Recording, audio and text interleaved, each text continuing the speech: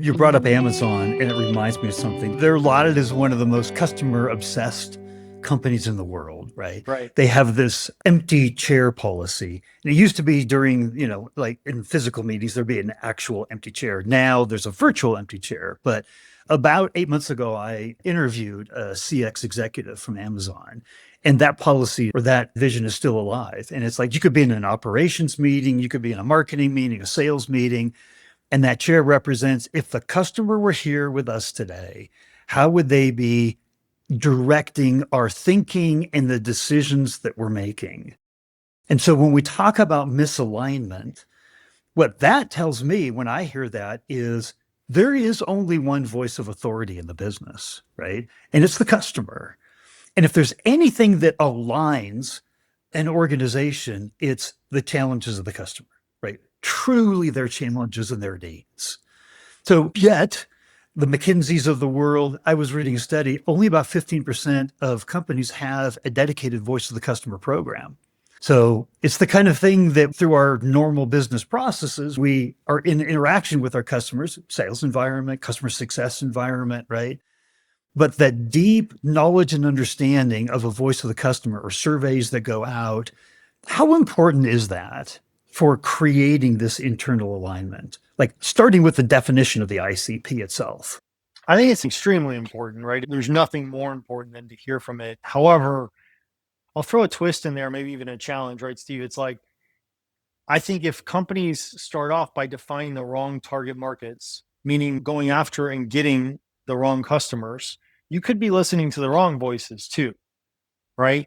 Only because your product or your service may not fit or may not be best for that target market, but because you're a young company and you're trying to serve everybody, right?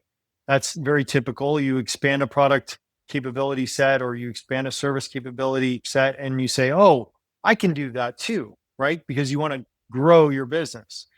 That's not necessarily growing your business the right way though, right? And that's part of like the strategic planning a lot of teams I've been a part of talk about is what are the right ways to grow?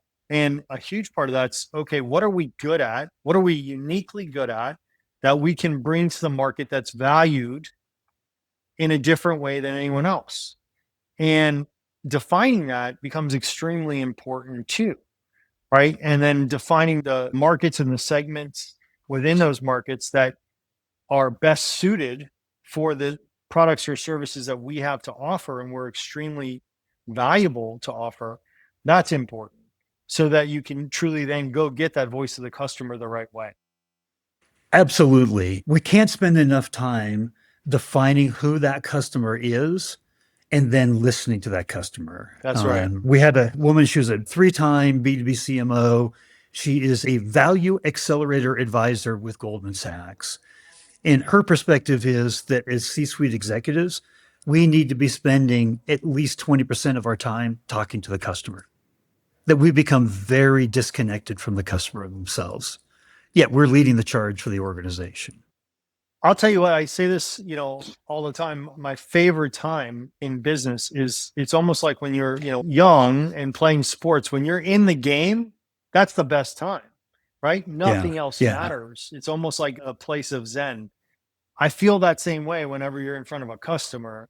It's okay, all the other problems, all the other challenges, or whatever it may be going on in life no longer matter for that period of time. The only thing that matters is being in front of them. So it's one of my favorite things to do is be in front of a customer, listening to them. How are they defining their goals, their objectives, their challenges? What are solutions they're considering? And having that conversation, that two-way conversation between them and our team members, I think that's like a perfect place.